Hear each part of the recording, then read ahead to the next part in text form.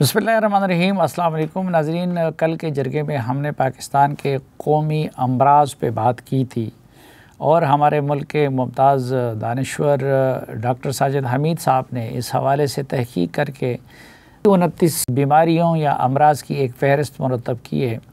کل کے پروگرام میں ہم نے 9 برائیوں کا یا 9 امراض کا ذکر کیا تھا۔ آج کے پروگرام میں جو باقی 20 امراض ہے ان کا تذکرہ ہوگا۔ تو آئیے ڈاکٹر صاحب کے ساتھ گفتگو کا آغاز کرتے ہیں۔ ڈاکٹر صاحب، آپ نے یہ جو فہرست مرتب کی ہے اس میں 10ویں نمبر پہ پاکستانی قوم کے امراض میں وہ بددیانتی کو رکھا ہے، تو اس کو ذرا ایکسپلین کر لیجئے کائنڈلی۔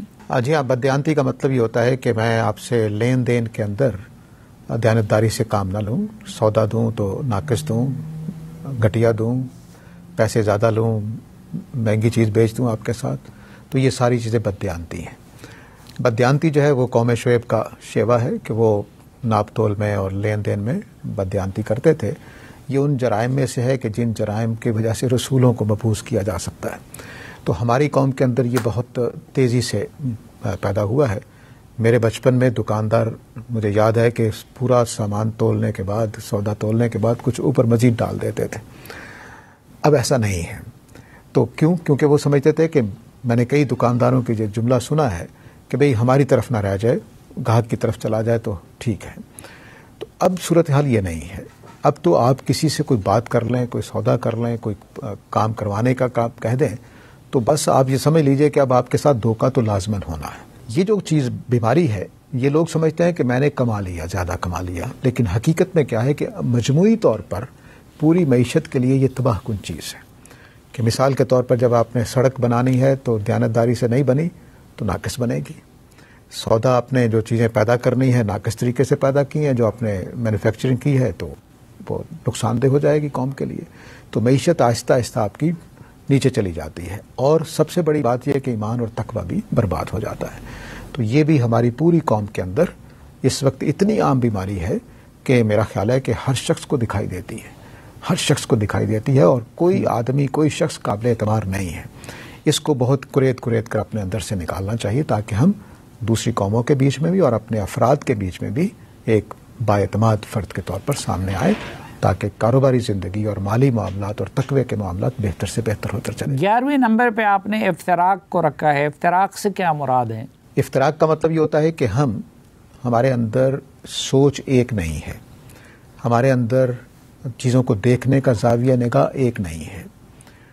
کچھ لوگ ہوتے ہیں کہ جو نئی راہیں نکالتے ہیں، وہ ہر قوم کے اندر پیدا ہوتے رہتے ہیں، لیکن مثال کے طور پر ایک آدمی کا قتل معاشرے میں نے کر دیا، آپ کہہ رہے ہیں بڑا اچھا کارنامہ کیا ہے، دوسرے لوگ کہہ رہے ہیں کہ تم نے دہشت گردی سے کام کر دیا ہے، تیسرا گروہ اٹھ کے کہتا ہے نہیں یہ تو بڑا اعلیٰ کام ہے، یہ تو اس کو تو سیدھی جنت ملے گی، اور اس کو سر پہ اٹھا لو، یہ تو ہیرو ہے۔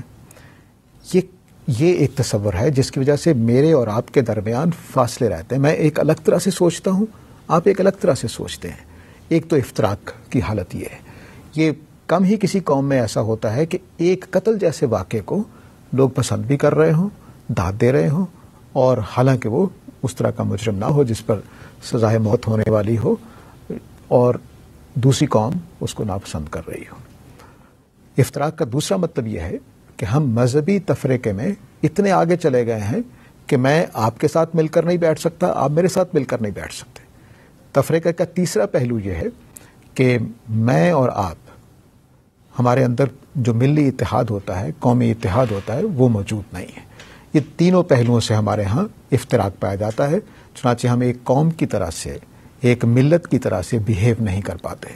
چنانچہ ہمارے اندر سے ایسے لوگ پیدا ہوتے رہتے ہیں، ایسے جوابات آتے رہتے ہیں کہ ایک ہی موقع پر ہمیں نہیں پتہ چل رہا ہوتا، اور نوجوان جو ہے وہ بہت کنفیوز ہوتے ہیں۔ میرے پاس اکثر نوجوان جو ملحد ہو جاتے ہیں وہ آتے ہیں، تو ان کے لیے یہی عجیب بات ہوتی ہے کہ اچھا مذہب کا کون سا پہلو، کس پہلو کو میں توجہ دوں، قوم کے کس فرد پر میں اعتبار کروں؟ تو ان کے اندر وہ تو یہ سمجھتے ہیں کہ مذہب نے اس طرح کے لوگ پیدا کیے ہیں۔ تو افتراق جو ہے وہ ہمارے اندر کھوکھلا پن پیدا کرتا ہے، اور قرآن مجید نے جو سورہ حجرات نازل کی تو وہ اس موقع پر نازل کی جب مسلمان مدینہ جا رہے تھے۔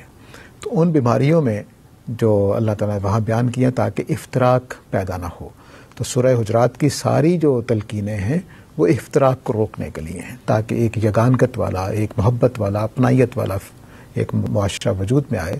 تو افتراق کا مطلب یہ ہے کہ ہم اس اپنائیت سے، اس دوستی سے، اس بھائی چارے سے۔ لیکن ڈاکٹر صاحب ہماری سوسائٹی میں تو ہم دیکھ رہے ہیں کہ اسلامی معاشرہ کی بہت ساری تحریکیں ہیں، شخصیات ہیں، تبلیغی جماعت ہیں، لیکن آپ نے 12ویں نقطے میں یہ پاکستان کے امراض میں یہ لکھا ہے کہ اصلاح کی کمی ہے یہاں پہ۔ اصلاح کی کمی کا مطلب ایک ہوتا ہے کہ ہم ایک تحریک لے کر اٹھتے ہیں، تحریکوں کے اپنے پروگرام ہوتے ہیں۔ مثلا ایک تحریک کا پروگرام ہوگا کہ ملک میں دین نافذ کرنا ہے، ایک تحریک کا پروگرام یہ ہوگا کہ میں نے لوگوں کو نمازی بنانا ہے، ایک تحریک کا پروگرام یہ ہوگا کہ میں نے خلافت کا احیاء کرنا ہے۔ وہ فرد کی اصلاح نہیں کر رہے ہوتے، وہ فرد کی اصلاح بالکل نہیں کر رہے ہوتے، بلکہ میں نے ان تحریکوں میں سے بہت ساری تحریکوں کے ساتھ رہا ہوں، تو ان کے بعض لیڈرز قسم کے لوگ جو تھے ان کے اندر کردار کی خامیاں دیکھی ہیں۔ وہ منافقت کر رہے ہوتے ہیں، وہ جھوٹ بول رہے ہوتے ہیں، وہ ایک دوسرے کی لیگ پولنگ کر رہے ہوتے ہیں، وہ چھوٹی چھوٹی زمین کے ٹکڑوں پہ لڑ رہے ہوتے ہیں کہ یہ مجھے ملنا چاہیے، اس کو نہیں ملنا چاہیے۔ تو کیونکہ فرد کی اصلاح نہیں ہوئی۔ ہم ایک بڑا پروگرام لے کر نکلے کہ پاکستان میں ہم نے یہ کام کرنا ہے، لیکن اس کے افراد کی اصلاح نہیں تھی، ان کے اندر شعور نہیں تھا، ان کے اندر ویژن نہیں تھا، ان کے اندر اخلاق نہیں تھا، ان کے اندر وہ دیانتداری نہیں تھی۔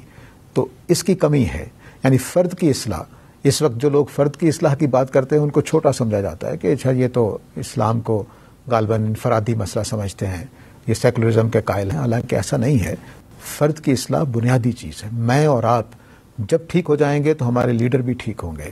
تو یہ جو لیڈرز ہوتے ہیں وہ ہم میں سے ہی گئے ہوتے ہیں، کوئی آسمان سے نہیں اترے ہوتے یا شیطان نے نہیں پیدا کیے ہوتے، وہ ہم ہی میں سے ہوتے ہیں۔ تو جیسے ہم ہیں ویسے ہی وہ ہوتے ہیں۔ لیکن یہ مسالک تو ہماری سوسائٹی میں جب سے ہم نے آنکھ کھولی ہے، ہماری سوسائٹی میں مختلف مسالک موجود تھے، لیکن آپ نے 13 نمبر مرض کے طور پر مسلک پرستی کو رکھا ہے۔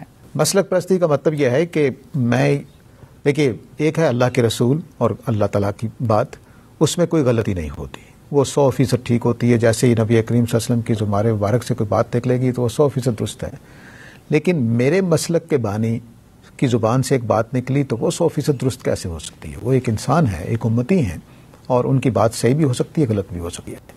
لیکن میں یہ سمجھ لوں کہ میرا ہی مسلک ٹھیک ہے، باقی سب مسلک گمراہ ہے، غلط ہے۔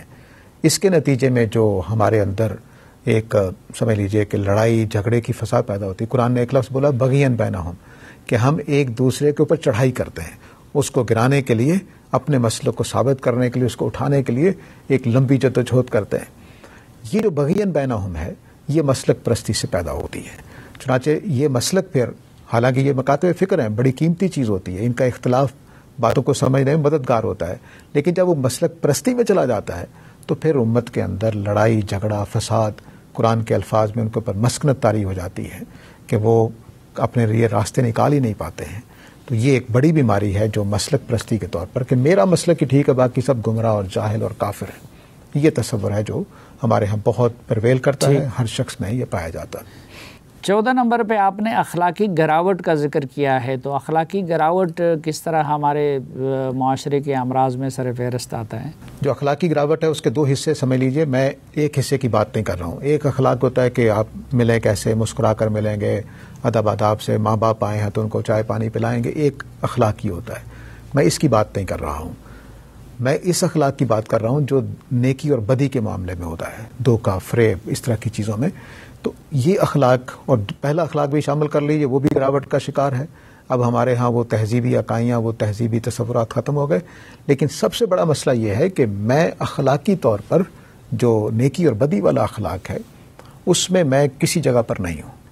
میں ایک جملہ بولا کرتا ہوں کہ 2 کام کرنے تھے امت میں، دونوں نہیں کر رہی، ایک اخلاق محمدی اور ایک دین محمدی صلی اللہ علیہ وسلم، کہ مجھے نبی کریم صلی اللہ علیہ وسلم کا دین اپنانا تھا، لیکن میں نے دوسرے لوگوں کے اپنے اپنے مسالک کے دین اپنا لیے، اور میں نے نبی کریم صلی اللہ علیہ وسلم کا اخلاق اپنانا تھا کہ وہ کس طرح دشمنوں کے بیچ میں بھی کھڑے ہو کر سچائی پر قائم رہتے تھے۔ یہ میں نے نہیں اپنایا۔ تو میں اب کیا کرتا ہوں، چھوٹی چھوٹی باتوں پر اپنا دین ایمان بیچ دیتا ہوں، اپنی سچائیاں چھوڑ دیتا ہوں، دوسروں کا حق مار لیتا ہوں۔ تو یہ جو میرے اندر اخلاقی گراوٹ پیدا ہوئی ہے، تو اب میرے سے، میری قوم سے، میرے افراد سے، پاکستان کے افراد سے کسی کو توقع ہی نہیں ہے کہ کوئی میں اچھا کام ان سے لے سکتا ہوں، یا ان سے کوئی اچھی توقع کروں کہ یہ کوئی اچھا کام کریں گے، کیونکہ میں اخلاقی طور پر اتنا گر چکا ہوں کہ ہر جگہ پہ اپنا ایمان بھی بیچ سکتا ہوں، اپنی جو بھی متاع ہے اس کو بیچ کر صرف دنیوی فائدے کے لیے کھڑا ہو سکتا ہوں۔ یہ وہ اخلاقی گراوٹ ہے جو آپ کو قدم قدم پہ نظر آئے گی۔ دکاندار دیکھ لیجئے، آپ صرف اپنی سڑکوں کا حال دیکھ لیجئے کہ میں جب سڑک پہ گاڑی چلا رہا ہوتا ہوں تو میں پہلے آنے والے کا حق نہیں دیتا، میں اشارہ توڑ کر نکل جانے کا کام کرتا ہوں۔ یہ کسی کو شعور بھی نہیں ہوتا کہ میں اخلاقی طور پہ غلط کام کر رہا ہوں، لیکن کر رہے ہوتے ہیں۔ اور سڑک ہو، دکانداری ہو، گھر میں کوئی معاملات ہوں، مسجد تک میں یہ چیزیں ہو رہی ہوتی ہیں کہ ہم یہ سب کچھ کر رہے ہوتے ہیں، کسی کا حق مار رہے ہوتے ہیں، ہمیں نہیں پتا ہوتا کہ مار رہے کہ نہیں مار رہے، تو حق مار لینا، عدل کے اوپر نہ چلنا۔ عدل ہماری دین کی بنیادی احکام میں سے، لیکن ہم کسی میدان میں بھی عدل پر قائم نہیں رہتے، کسی جگہ پر بھی۔ ٹھیک، قرآن نے یہاں تک کہا ہے کہ اپنے خلاف عدل کرنا پڑے تو کرو گے، ماں باپ کے خلاف کرنا پڑے تو کرو گے، لیکن ہم نہیں کرتے۔ تو یہ اخلاقی گراوٹ ہے جس کا ہم بہت شدت سے شکار ہیں۔ ناظرین، پاکستان کے قومی امراض سے متعلق جرگہ کا یہ سلسلہ جاری رہے گا، لیکن ایک مختصر سے وقفے کے بعد۔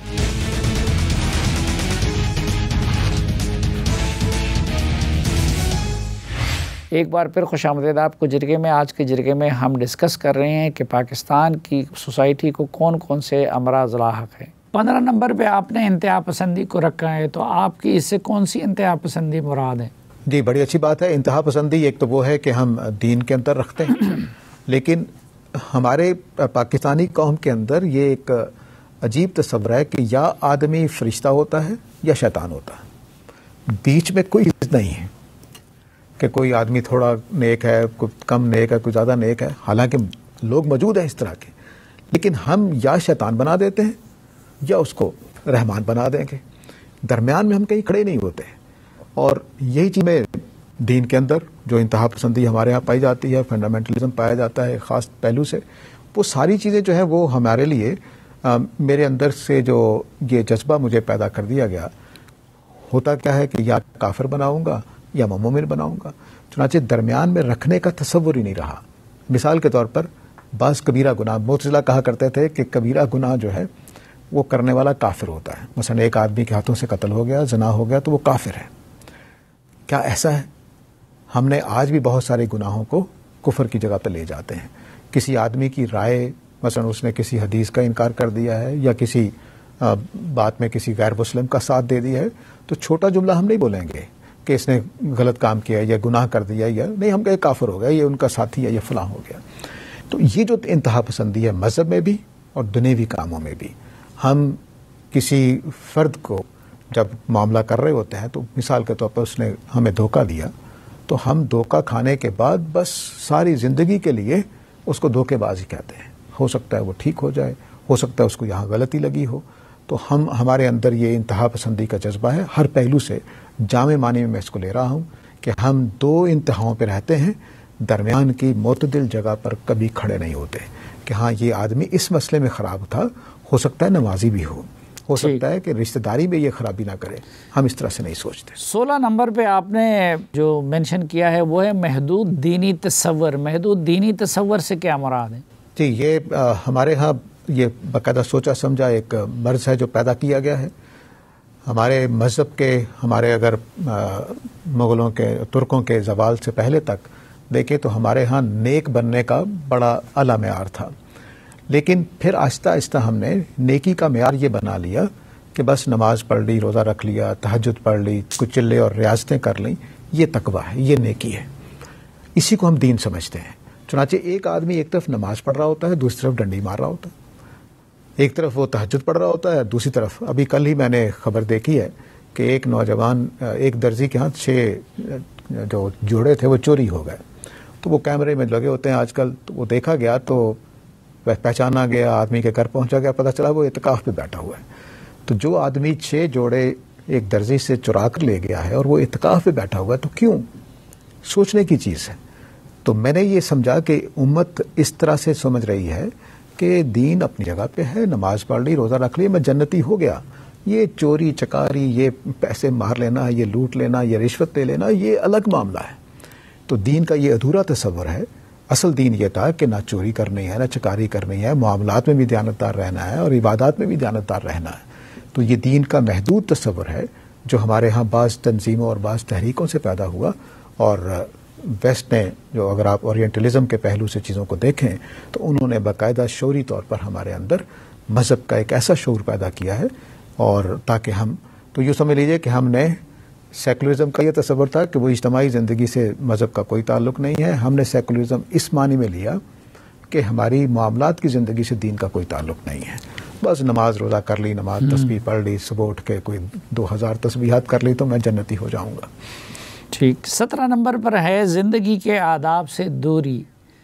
تو ہم تو سمجھتے ہیں کہ ہم بڑے سیولائزڈ ہو گئے ہیں، ماڈرن دور میں داخل ہو گئے ہیں، اور آپ نے کہا ہے کہ ہمارا المیہ یہ ہے کہ ہم زندگی کے آداب سے دور ہیں۔ دیکھیے، دو چیزیں ہوتی ہیں، ایک قانون ہوتا ہے اور ایک آداب ہوتے ہیں۔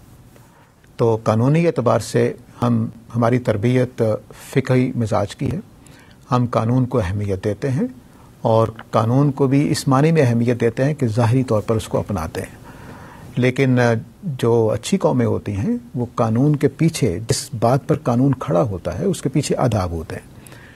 مثلا یہ تو ٹریفک کے قانون میں نے ابھی تھوڑی دیر پہلے بات کی، نہیں لکھا ہوتا کہ پہلے آنے والے کو حق دینا ہے، نہیں لکھا ہوتا، بس یہ لکھا ہوا ہے کہ ریڈ لائٹ پہ کھڑے ہو جانا ہے، اس پہ آپ کراسنگ نہیں کر سکتے۔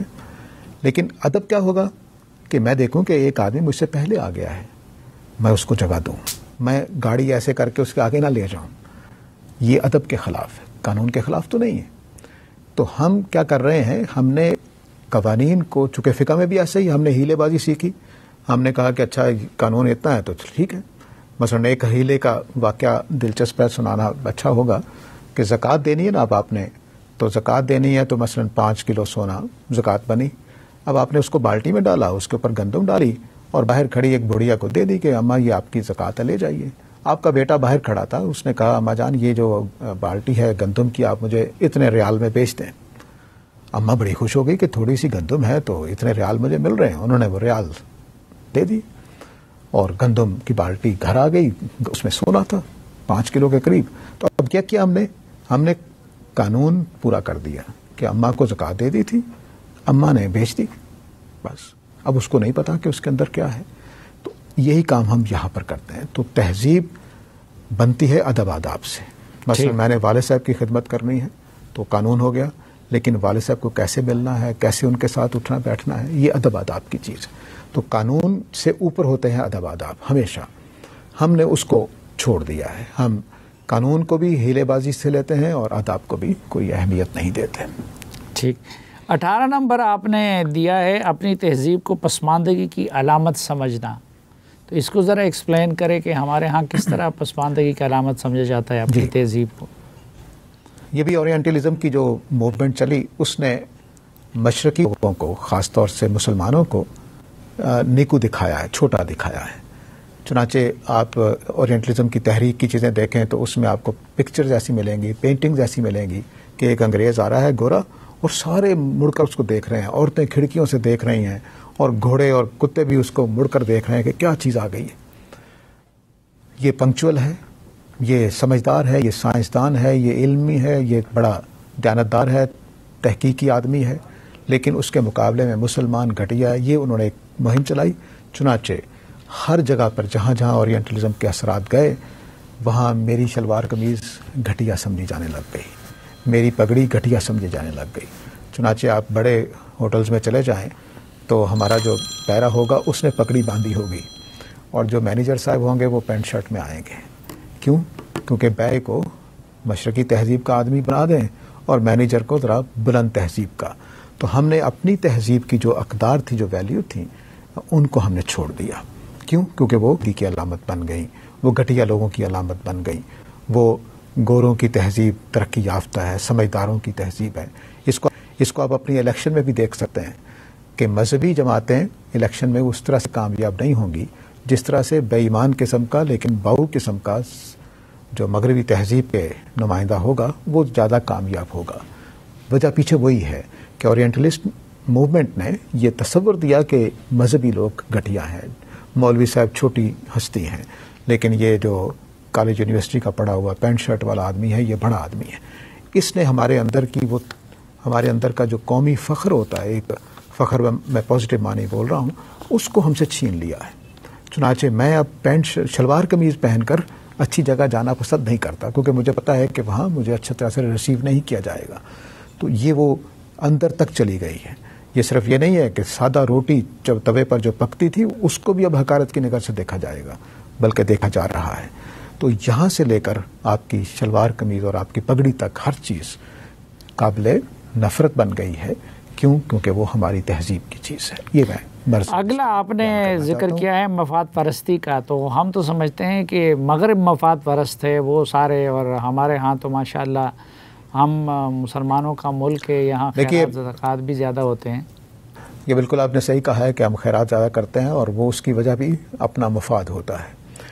مفاد پرستی کا مطلب یہ ہے کہ میں اپنے فائدے کے لیے آپ کا 10 روپے کے فائدے کے لیے آپ کا لاکھوں کا نقصان بھی کر دیتا ہوں. میں اپنے فائدے کے لیے ملک کو لوٹ لیتا ہوں. میں اپنے فائدے کے لیے سڑک ناقص بنا دیتا ہوں. یہ ہے مفاد جس کو میں تمام کاروباری معاملات میں، تمام معاملات میں، گھریلو ہوں، سماجی ہوں، تہذیبی ہوں یا کاروباری ہوں، ان سب میں اپنے مفاد کو سامنے رکھتا ہوں. کبھی ایثار کرنے کے لیے تیار نہیں ہوتا ہوں. جبکہ ہماری تہذیب جو انگریزوں کے آنے کے بعد بھی کافی عرصے تک وہ ایثار کی تہذیب تھی. ہم ایک دوسرے کے کام آنے والے تھے. ہم دوسروں کا فائدہ دیکھتے تھے اور اپنا نقصان بھی نہیں کرتے تھے، لیکن دوسروں کا فائدہ بھی دیکھتے تھے، قوم کا فائدہ دیکھتے تھے، ملت کا فائدہ دیکھتے تھے. اب میرے اندر صرف اپنا مفاد ہے.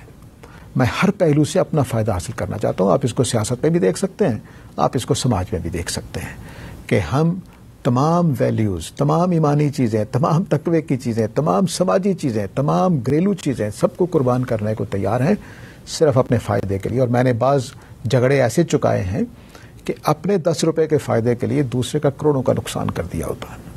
یہ مفاد اس طرح سے ہمارے اندر سرایت کیے ہوئے ہیں. اس کے نتیجے میں ہم قوم کی حیثیت سے، ملت کی حیثیت سے بالکل نہیں جی سکتے. اچھا ڈاکٹر صاحب، بے حیائی 20ویں نمبر پر، تو اس کے بارے میں آپ کیا کہنا چاہیں گے؟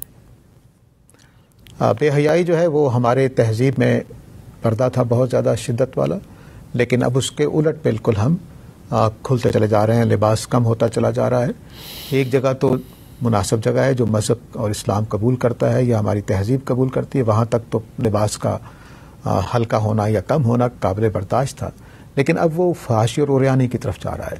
جن تہذیبوں میں فحاشی اور عریانی ہوتی ہے وہ تہذیبیں تقوی سے محروم رہتی ہیں، اور خاندان کی جو خوبیاں ہیں، خاندانی نظام کی، اس سے بھی محروم رہ جاتی ہے. تو چونکہ وقت کم ہے تو میں اسی بات پر اکتفا کروں گا کہ فحاشی، بے لباسی، کم لباسی یا زنا تک چلا جانا، اور باہمی جو آزادانہ جنسی تعلقات ہیں یا جینڈر کا انٹریکشن جو ہے، اس کے اندر جو آزادی آتی چلی جا رہی ہے وہ فحاشا کی طرف بڑھتی چلی جا رہی ہے. ایک پاکیزگی کا ماحول رکھا جا سکتا ہے، لیکن اب وہ آہستہ آہستہ دم توڑتا چلا جا رہا ہے. 21ویں نمبر پہ ہے دوسروں پہ انحصار. اس سے کیا مراد ہے؟ دوسروں پر انحصار کا مطلب یہ ہے کہ میں اپنے بل بوتے پر کام نہیں کرنا چاہتا. قرض لینے کا تصور، دوسروں کی مدد آنے کا تصور. آپ 2005 کے زلزلے میں دیکھتے ہیں کہ ہر جگہ پہ یہی جملہ بولا جاتا تھا کہ حکومت نہیں آئی. بھئی جو میرے پاس ریسورسز ہیں میں ان پر کھڑا ہو کر خود اپنا کوئی انتظام نہیں کرتا. چنانچہ آپ پاکستان کی سیاست میں دیکھ لیجیے، ہم دوسروں کے قرضوں پر چلتے ہیں، اپنی بنیاد پہ ہم کوئی کام کرنے کو تیار نہیں ہیں. چور راستے نکالنا، اس سے کیا مراد ہے جی؟ چور راستے نکالنے کا مطلب یہ ہے کہ مثال کے طور پر میں ایک دن نماز پڑھ کے فجر کے نکلا تو میرے آگے فجر کی نماز پڑھ کے ہی ایک صاحب مسجد سے نکلے، تو انہوں نے کسی کو فون ملایا، تو فون ملا کے کہتے ہیں کہ تم نے میرا کام نہیں کیا تھا، جیسے 200 روپے دے کر میں نے کام کروا لیا ہے. یعنی ایک نمازی آدمی یہ کہہ رہا ہے کہ میں نے 200 روپے رشوت دے کر یہ کام کروا لیا ہے. یہ چور راستے ہیں کہ ہمیں جو قانون ضابطے کے مطابق یا اخلاقی ضابطوں کے مطابق یا سماج کی کلچرل چیزوں کے پہلو سے جو جائز طریقے تھے کام کرنے کے، اس میں ہم نہیں کر رہے. ہم نے کچھ چور راستے نکال لیتے ہیں اور قانون بیچارہ دیکھتا رہ جاتا ہے اور بس. چنانچہ وہ جو ٹریفک کا میں نے کہا تھا کہ میں آگے بڑھ کر اپنی گاڑی آگے ڈال دیتا ہوں، تو وہ بھی چور راستہ ہے. حقیقت یہ تھی کہ مجھے اپنی لائن میں لگ کر چلنا چاہیے تھا. تو رشوت کا راستہ، یہ جو چیزیں ہیں یہ چور راستے ہیں جو میں اس کو بھی برس کے طور پر دیکھتا ہوں، اور ہم اس میں کوئی جھجک محسوس نہیں کرتے. 23 نمبر پر ہے شارٹ کٹ. شارٹ کٹ کا مطلب ہوتا ہے کہ مثال کے طور پر ایک پودا ہم نے بویا، اس پودے نے، بیج نے پیسے پودا نکلنا ہے اور ایک ٹائم پر جا کر وہ پھل پھول دے گا. قدرت ایک ٹائم پر چلتی ہے، اس کا ایک طے شدہ شیڈول ہے جس پر وہ چلتی ہے. یہی کام میری ترقی میں بھی ہے کہ میں اپنے علم کے اندر پختگی کب حاصل کروں گا یا اپنی زندگی میں کب تجربہ کار ہوں گا، لیکن میں اس محنت کرنے کو تیار نہیں ہوں. تو آپ سیاستدانوں کو دیکھ لیجئے، آپ کاروباری لوگوں کو دیکھ لیجیے، وہ راتوں رات امیر ہونا چاہتے ہیں، راتوں رات کوئی کارنامہ کر لینا چاہتے ہیں. اس کے لیے پھر ہم شارٹ کٹس بناتے ہیں. جب شارٹ کٹس کرتے ہیں تو ہم پختہ کام نہیں کر پاتے ہیں، دیر پا کام نہیں کر پاتے ہیں. نتیجہ یہ نکلتا ہے کہ ہم ادھورے کام، ناقص کام کرتے چلے جاتے ہیں، جس کی وجہ سے مادی اور مالی اور نفسیاتی اور ایمانی دونوں طرح کا نقصان ہوتا رہتا ہے. ناظرین، ایک مختصر سی بریک لیتے ہیں اور واپس آئیں گے تو سلسلے کو یہیں سے آگے بڑھائیں گے. ہمارے ساتھ رہیے.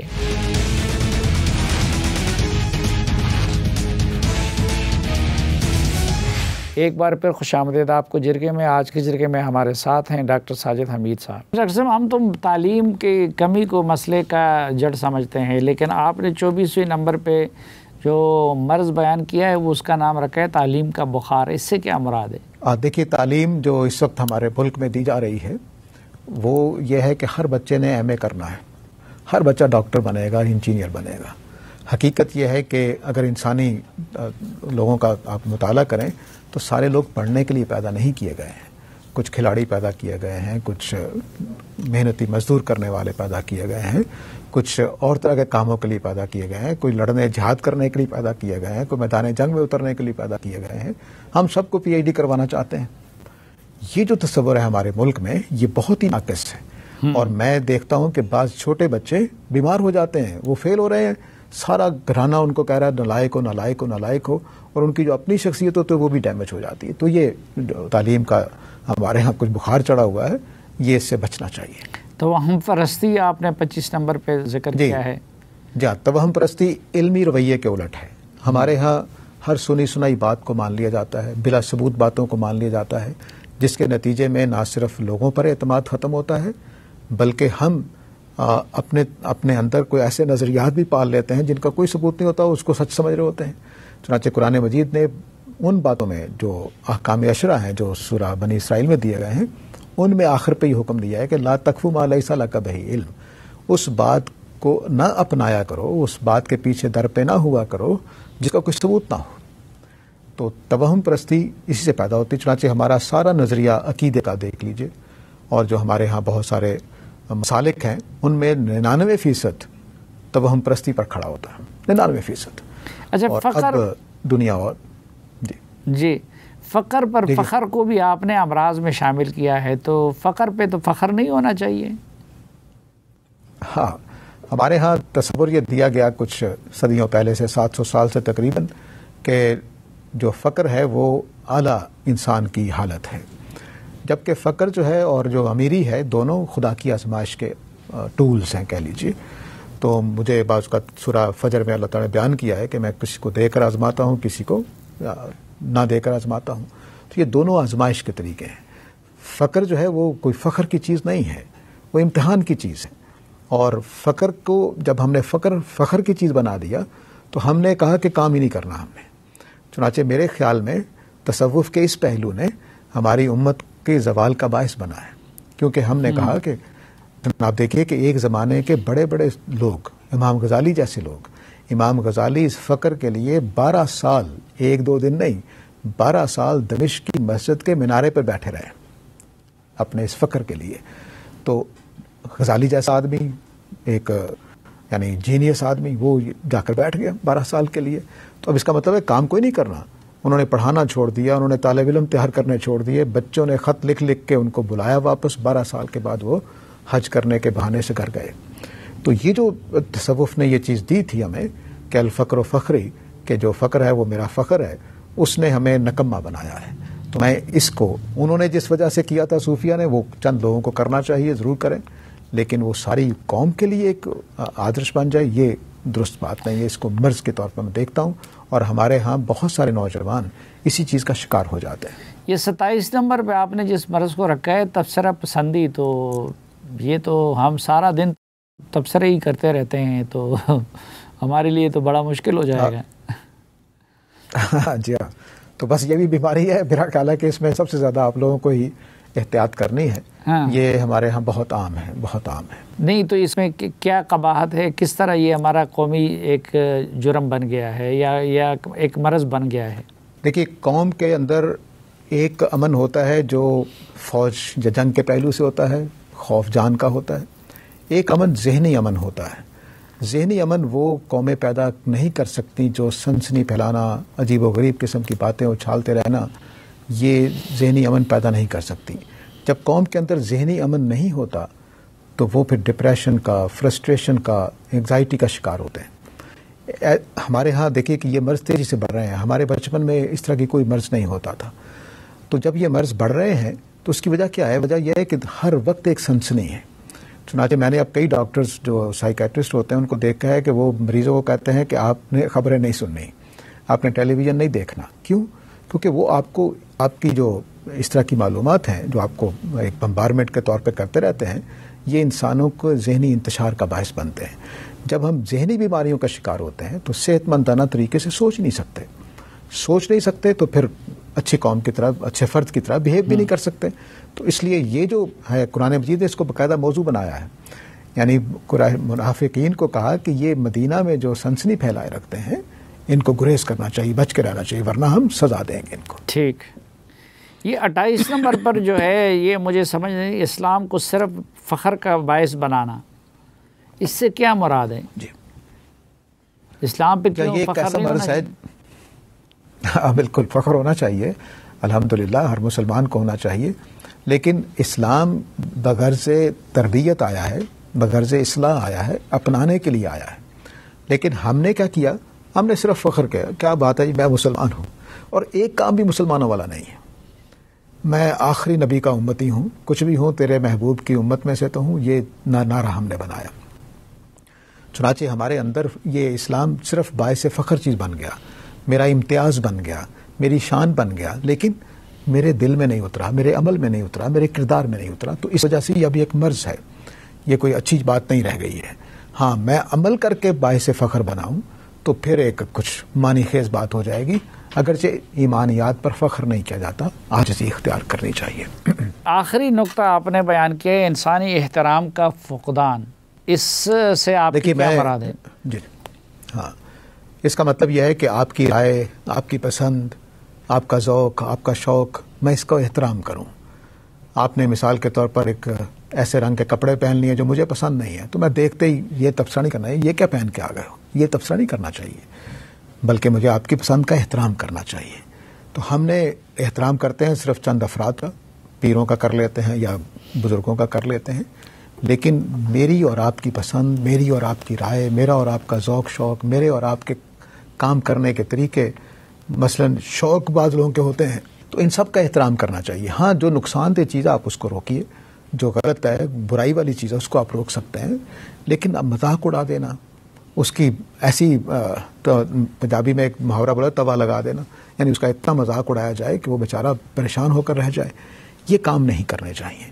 تو انسان کی جتنے بھی اس کی شخصیت کے حصے ہیں، ہر آدمی ایک انڈیپینڈنٹ اور مختلف شخصیت رکھتا ہے، اس سب کا احترام ہونا چاہیے، اس کو روم ملنا چاہیے کہ وہ اپنے شوق کو پورا کر سکے، اپنی رائے کا اظہار کر سکے، اپنی پسند کے کپڑے پہن سکے، اپنی پسند کے طریقے سے اٹھ بیٹھ سکے۔ ہاں، جہاں پہ دین کی پابندی ہو یا کچھ کلچرل چیزیں وہاں اس کو آپ سمجھا سکتے ہیں، لیکن اس کا مذاق اڑا دینا، اس کو ذلیل کر دینا، اس کو پریشان کرتے رہنا، حقارت کی نظر سے دیکھنا، یہ چیزیں ہمارے ہاں ایک بیماری کی شکل اختیار کر چکی ہوئی ہیں، اور ہم نے بھانڈ کا جو ایک پیشہ تھا وہ گھر گھر میں پیدا کر دیا ہوا ہے، اور ہر آدمی وہی کام کرتا ہے جو ایک زمانے میں صرف بھانڈ کیا کرتے تھے۔ ٹھیک ڈاکٹر صاحب، یہ تو انتہائی ابتر صورتحال ہے ہماری سوسائٹی کا، اور ہر طرف مرض ہی مرض ہے، ہر طرف مصیبت ہی مصیبت ہے، تو اس کا علاج کیا ہو سکتا ہے؟ دیکھیے، میں نے جو کوشش کی ہے، یہ آپ نے پہلے سیزن کی چیزیں لی ہیں، پچھلے رمضان میں جو 2023 کا تھا، میں نے اس رمضان میں بھی اسی طرح 30 کے قریب اور بیماریوں کو سامنے لے کر آیا ہوں، اور اگلے رمضان میں بھی سوچ رہا ہوں کہ اور مزید۔ میری خواہش یہ ہے کہ جو تربیت ہوتی ہے وہ اس کے بغیر نہیں ہو سکتی کہ جب تک تشخیص نہ ہو جائے کہ مرض کیا ہے۔ تو مرض جب تشخیص ہو جائے گا تو پھر اس کا علاج کیا جا سکتا ہے، سادہ طریقے سے اتنی بات تو واضح ہے کہ ان بیماریوں سے میں نے اور آپ نے انفرادی طور پر بچنا ہے. مسجد کو، مدرسے کو، اسکول کو، والدین کو یہ سمجھنا ہے کہ ہمارے ہاں یہ بیماریاں پیدا ہو گئی ہیں، اب ان کا علاج کرنا ہے ہم نے. اور علاج صرف سادہ اتنی سی بات ہے کہ میں نے پورے جزم کے ساتھ، پورے حوصلے کے ساتھ ان چیزوں کو چھوڑنے کا فیصلہ کرنا ہے، بس. اس کے علاوہ کوئی چیز نہیں. جتنی بیماریاں ہم چھوڑ سکتے ہیں وہ اسی فیصلے سے چھوڑ سکتے ہیں، ورنہ نہیں چھوڑتی ہیں. لوگوں کی اصلاح سے، کچھ لوگ کہتے ہیں آہستہ آہستہ چھوڑ دیں گے، نہیں، ایسا نہیں ہو سکتا. تو مجھے اور آپ کو مل کر، اور ہاں البتہ ہم ایک دوسرے کا ساتھ دے سکتے ہیں، جیسے سورہ العصر میں اللہ تعالیٰ نے فرمایا کہ وَتَوَاصَوْا بِالْحَقِّ وَتَوَاصَوْا بِالصَّبْرِ، کہ ہم ایک دوسرے کو نصیحت کرتے رہیں. مجھ سے غلطی ہوئی ہے تو آپ محبت کے ساتھ، اپنائیت کے ساتھ مجھے کہیں کہ ساجد یار جھوٹ نہ بولا کرو.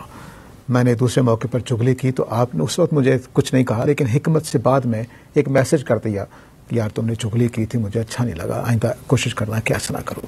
تو ایک دوسرے کے ساتھ یہ تعاون کریں اور خود فیصلہ کریں کہ میں نے آج سے یہ کام نہیں کرنے ہیں. تو تشخیص میں کر رہا ہوں اور باقی فیصلہ ان لوگوں کا ہے جنہوں نے اپنے آپ کو ٹھیک کرنا ہے. مجھے بھی اللہ سے دعا ہے کہ توفیق دے کہ میں بھی اپنے امراض کو ٹھیک کروں. تو فیصلہ یہ کرنا ہے اور ساتھ اپنانا ہے. ماحول اپنا ایسا بنا لیں کہ ہم ایک دوسرے کے کام آئیں تاکہ ہم ان بیماریوں سے بچ سکیں. ڈاکٹر ساجد حمید صاحب، ہمیں وقت دینے اور ہم سے بات کرنے کے لیے بہت شکریہ. ناظرین، اس کے ساتھ ہی آج کے جرگے سے اجازت چاہتا ہوں، اس توقع کے ساتھ کہ پروگرام سے متعلق اپنی رائے سے آپ ہمیں آگاہ کرتے رہیں گے. اجازت دیجیے. اللہ حافظ.